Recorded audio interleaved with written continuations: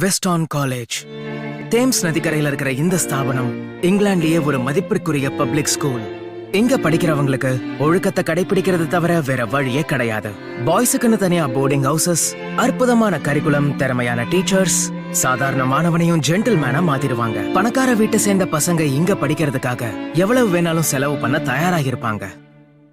நான் கவனமா செயல்பட்டாகணும்.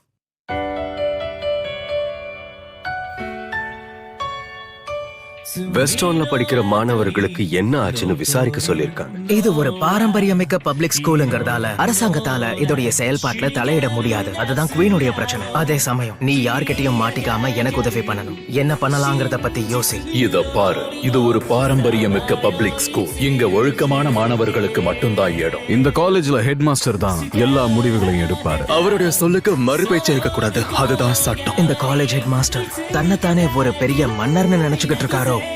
ஒரு கேவலமான பாரம்பரியம்.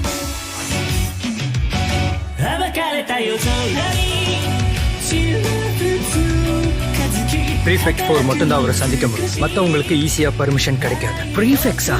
அவங்க தான் போர்டிங் ஹவுசஸோட தலைவர்கள். ஒருவேளை நீ ஏதாவது தப்பு செஞ்சு மாட்டிக்கிட்டேன்னா உன் கதை அவ்வளவுதான். திறமை அந்தஸ்துக்கெல்லாம் இந்த இடத்துல மதிப்பே கிடையாது. அந்த ப்ரீஃபெக்ட்ஸுக்கு நான் எதிர்பார்த்ததை விட அதிக இன்ஃபுளுன்ஸ் இருக்கு. ப்ரீஃபெக்ட் 4 எப்படியாவது என் வழிக்கு கொண்டு வந்தாகணும்.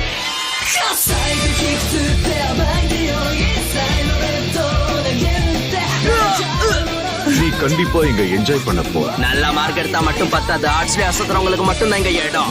என்ன சொல்றேன்னு கேட்கல. வாய்ப்புக்கு ரொம்ப நன்றி. என்ன இல்லையே, நான் 2 மணிக்குன்னு தானே சொன்னேன். ஓசுக்கு ஒன்னும் குறைச்சல் இல்ல. அடச்சே, ஏமாத்திட்டான். ஸ்கூலுடைய ஆரம்பத்துல இருந்தே இந்த பாரம்பரியத்தை கடைபிடிக்கும். பாரம்பரியத்தை யாரும் மீறக்கூடாது. ப்ரீஃபெக்ட் எனக்கு நன்றி கடன் படுற மாதிரி செய்யணும்.